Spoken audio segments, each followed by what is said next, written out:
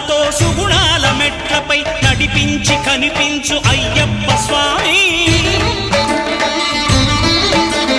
మకర సంక్రాంతి సజ్జోతివై అరుదెంచి మహిమలను చూపించు మణికంఠ స్వామి